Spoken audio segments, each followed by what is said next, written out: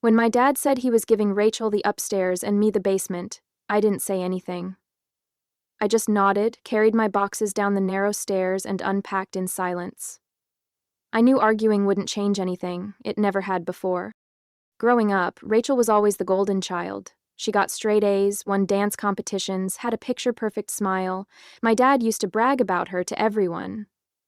My Rachel's going places. Meanwhile, I was just Emma.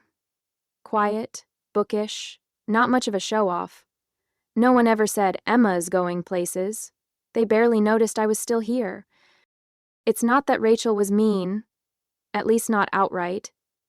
But she knew she was the favorite, and she carried it like a crown. She never missed a chance to remind me that the house was hers now. "You're lucky Dad's letting you stay rent-free," she once said, with that little smirk she always wore when she thought she was being generous. The basement smelled like dust and old paint. The ceiling was so low I had to duck in some places, but I told myself it was fine. It had a door, a bed, and just enough room for my desk. I could make it work. But what stung the most wasn't the space. It was the message. The house was split, but not because we both earned it. It was split because Rachel had always been seen as worthy, and I was the afterthought, the spare, the quiet one who should be grateful for leftovers. And for a long time, I pretended that was enough. Before Mom passed away, the house felt different, warmer, safer. She had a way of making space for both Rachel and me, even when things were tight. She'd say things like, "You're both my girls, different but equally wonderful," and I believed her. With her, I felt seen. But when she died, it was like the glue holding everything together just vanished. Dad changed. Not overnight, but gradually. He stopped asking me how school was going. Stopped noticing when I came home late or skipped dinner. All his energy went to Rachel. Her college tours, her prom dress, her drama over some boy I barely remembered the name of.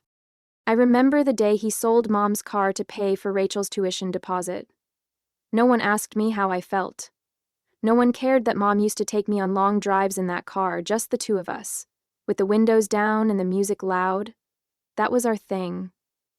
But I kept quiet. I always did. Years later, when Dad got sick, just some blood pressure thing, nothing too serious, he called a family meeting. Rachel showed up in heels and a blazer like she was walking into a boardroom. I sat on the armrest of the couch, still smelling like the coffee shop I worked at. He said, "It's time to start thinking long-term. Rachel, I want you to have the house. Emma, you can stay in the basement as long as you need." Rachel beamed, I nodded. But inside, I cracked. It wasn't about the house. It was about being left behind, again.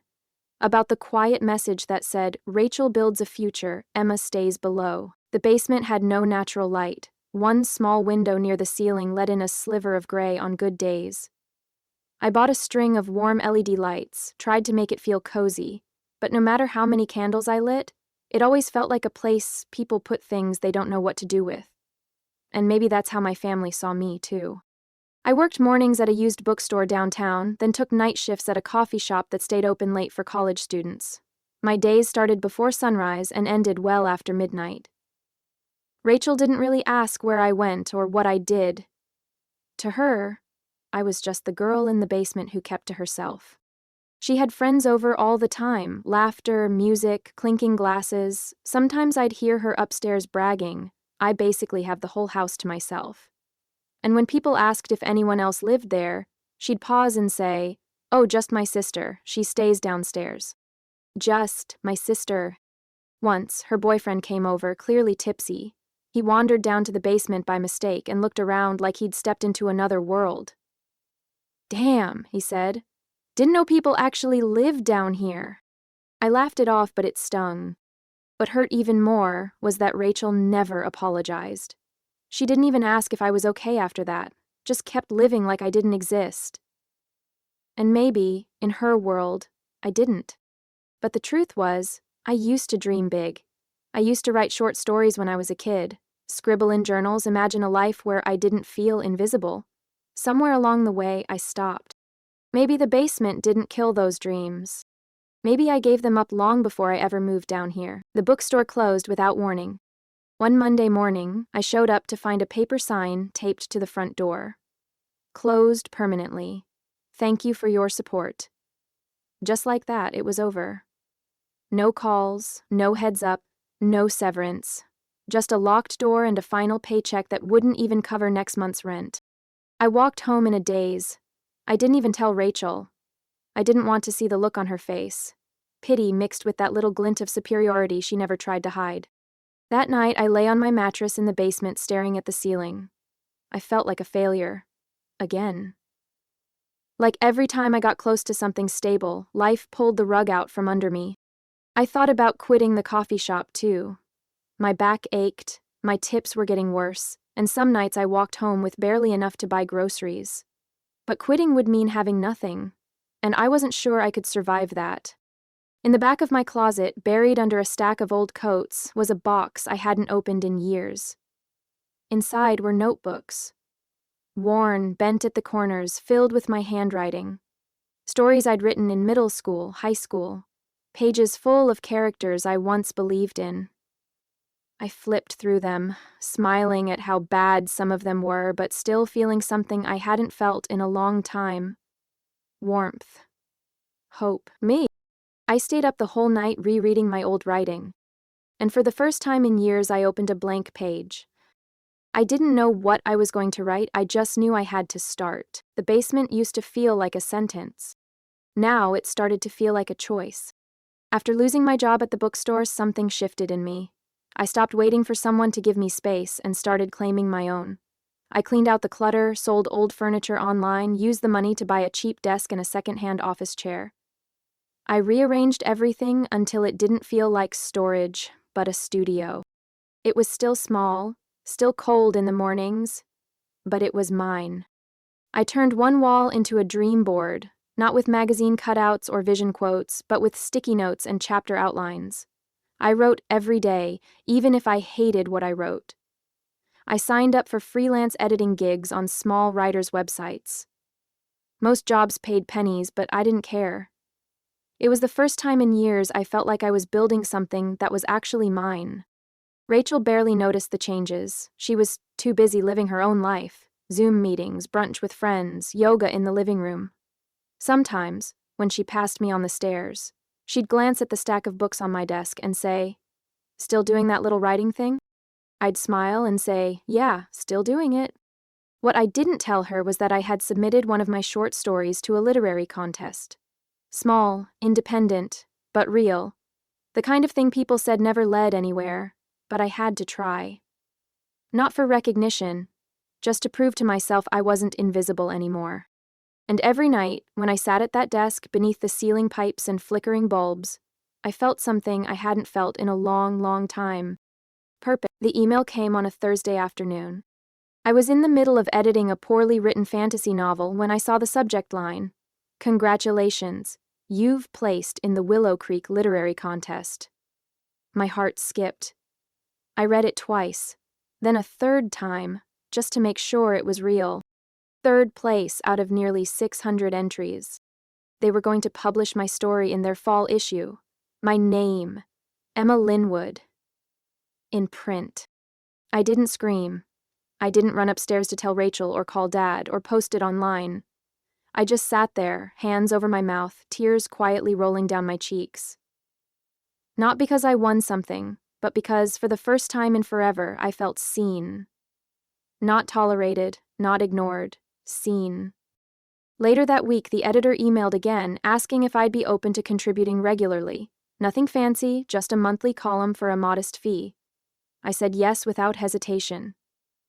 Then I opened my laptop and stared at the blank document. This time not with dread, but with joy.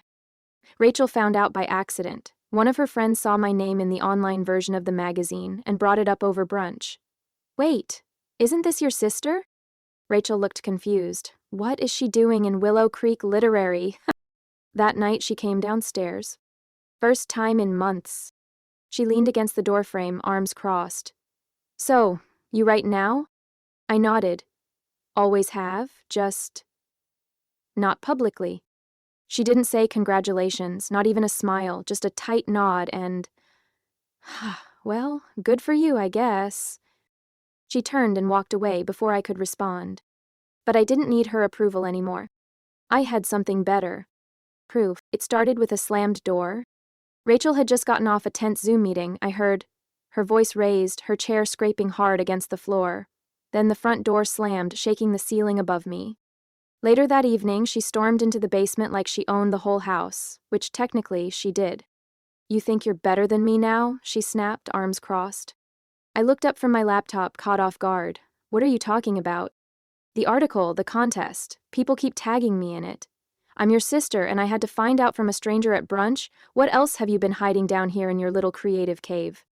I closed the laptop gently. Rachel, it wasn't a secret. I just didn't think you'd care. She laughed, sharp and bitter. Of course I care. You live in my house. In the basement.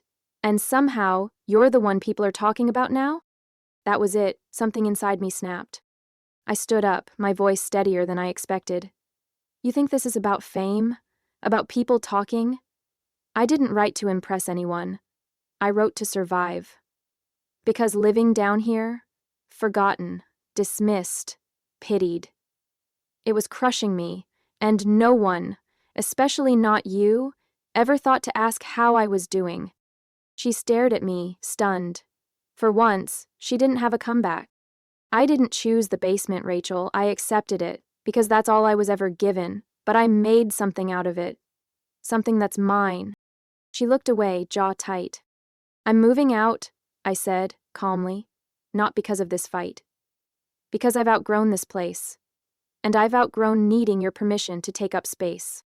I walked past her, heart pounding, head high. For the first time, I wasn't walking away in silence.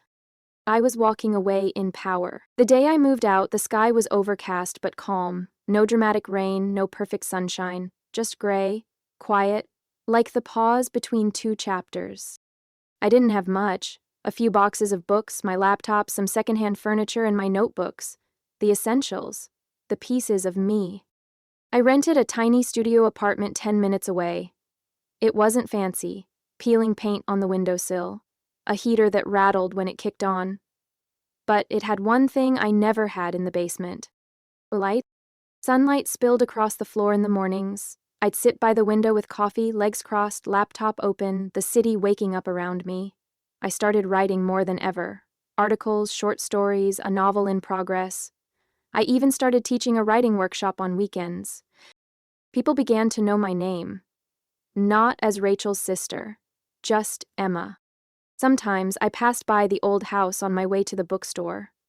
I'd glance at the windows, wondering what Rachel was doing. We hadn't talked since that night. I didn't hate her. I just didn't need her to define me anymore. The basement used to feel like a punishment. Now I see it for what it was. A cocoon.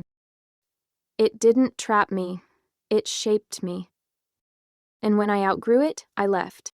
Not out of anger, but because I was ready to fly.